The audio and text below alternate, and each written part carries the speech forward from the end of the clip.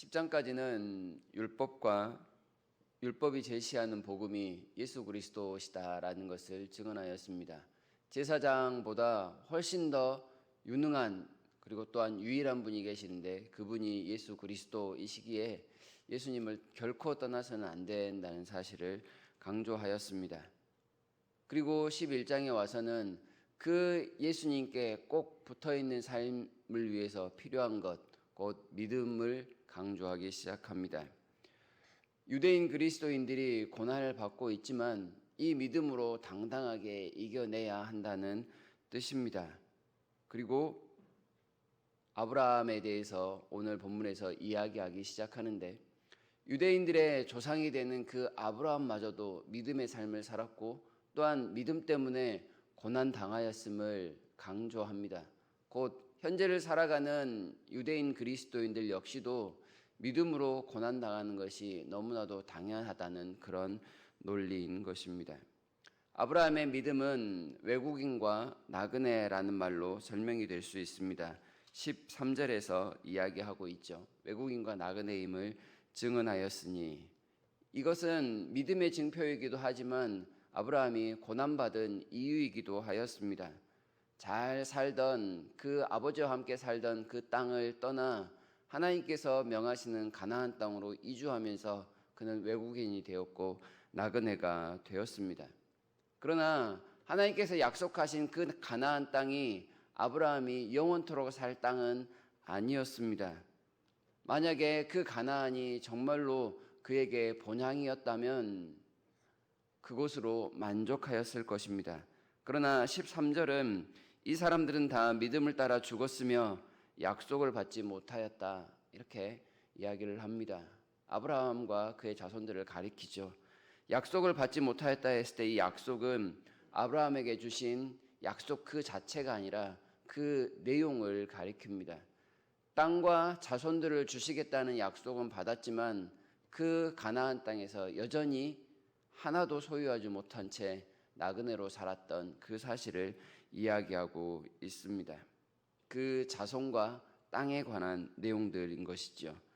가나안 땅에 들어갔지만 그럼에도 불구하고 이곳은 내가 영원히 거할 본향이 아닙니다 라는 생각은 16절에서 여전히 나타나고 있는 것처럼 더 나은 본향, 곧 하늘에 있는 하나님께서 마련하신 곳이 내가 거할 유일한 본향입니다 라는 생각으로 살았다는 것입니다.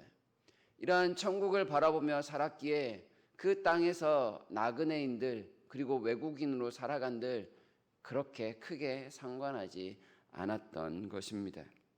하나님의 나라를 갈망하며 살아갔던 그 아브라함의 모습이 그 당시 유대인으로서 그리스도인으로서 고난을 받고 있었던 그들에게 위로가 될 수 있습니다. 그리스도인이 되었다는 이유만으로 그 공동체에서 쫓겨난 유대인 그리스도인들도 더 나은 본향, 곧 천국을 향하여 나아가고 있는 것처럼 아브라함과 똑같은 길을 가고 있습니다 라는 사실입니다. 그리고 아브라함처럼 마땅히 이 모든 시련을 이겨내는 것이 당연합니다. 아브라함의 자손이라고 인정한다면 말입니다. 그것은 곧 오늘 살아가는 우리에게도 동일할 것입니다. 그 당시에 나그네와 외국인의 삶이 자랑할 만한 삶은 아니었습니다. 그러나 하나님께서는 그러한 그들의 삶을 부끄러워하지 않으셨다라고 16절에서 계속해서 이야기하고 계시죠. 하나님이 그들의 하나님이라 일컬음 받으심을 부끄러워하지 아니하셨다. 더 나아가 하나님은 오히려 내가 나그네들의 하나님 된 것을 자랑스러워한다는 말씀을 보이십니다. 마가복음 12장 26절에서 나는 아브라함의 하나님이요 이삭의 하나님이요 야곱의 하나님이라 라고 말씀하십니다. 그들은 그 땅에서 외국인, 나그네였지만 하나님은 그들의 하나님 되시기를 전혀 부끄러워하지 아니하고 자랑스러워하시는 모습이셨습니다. 곧 그렇게 본향을 향해 살아가는 사람들의 하나님이 우리 하나님 영원하신 아버지라는 것을 거듭 말씀하고 있습니다.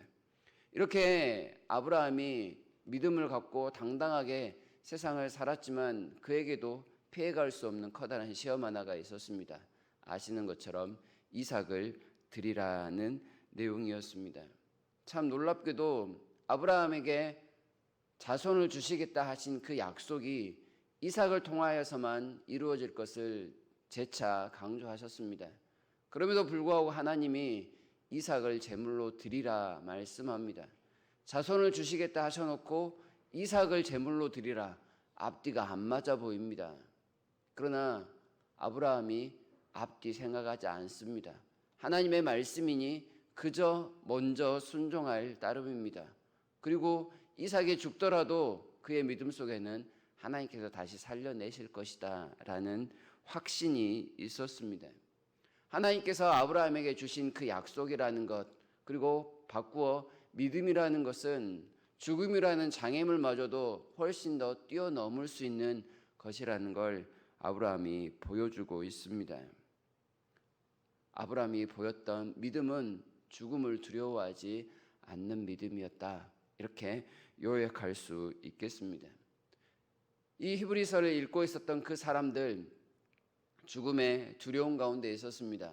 그리고 또한 죽음과 관련된 여러 가지 고난이 그들에게 가장 큰 문제였습니다. 예수님을 믿으면 복을 받는다라는 그 사실이 그 복이 우리가 말하는 세속적인 복이 아니었다라는 것을 알려줍니다. 믿음으로 시험을 받았던 아브라함처럼 예수 그리스도를 믿음으로 그들의 삶에 고난의 연속이었을지라도 그 당시 유대인 그리스도인들에게 주어졌던 삶은 먼저 하나님의 말씀에 순종함이 마땅하다는 것을 이 이삭의 경우를 통하여 설명해 주고 있습니다. 오늘 살아가는 우리에게도 하나님께서 요구하시는 것이 당장 우리의 보기에 고난처럼, 아니 조금 힘들어 보이는 일처럼 보일 수 있습니다. 그럼에도 불구하고 믿음을 따라가는 사람들이라면 먼저 순종함이 마땅하다, 이렇게 또한 우리에게 말씀하고 있습니다. 오늘 본문이 요약하는 것은 믿음은 현재의 그 너머를 보는 것이다 라고 말할 수 있겠습니다. 지금 살고 있는 이 땅이 우리에게 본향이 될 수 없음을 가르쳐 줍니다. 영원한 천국을 향하여 나아가는 우리 역시도 나그네일 뿐이며 외국인일 뿐입니다. 그런 삶을 살아가는 이들에게 하나님이 우리 하나님, 우리의 아버지가 되십니다. 또한 믿음은 말씀의 즉각적인 순종을 나타내는 것이라고 할 수 있겠습니다. 어떠한 것도 죽음마저도 방해가 될 수 없는 것을 보여줍니다. 이렇게 살아가는 우리들을 하나님은 자랑스러워하신다, 부끄러워하지 아니하신다 말씀하고 있습니다. 세상에 잠깐 살다가 영원한 천국에 들어갈 우리들을 하나님께서 응원하시고 성령님을 통하여 도와주고 계십니다. 우리가 이런 삶을 오늘도 놓치지 않아야겠습니다. 외국인이며 나그네일 뿐입니다. 아브라함의 믿음의 자손으로서 믿음만을 가지고서 오늘도 힘차게 우리의 삶을 다 살아갔으면 좋겠습니다. 그 삶을 살아가는 여러분과 제가 되기를 진심으로 바랍니다.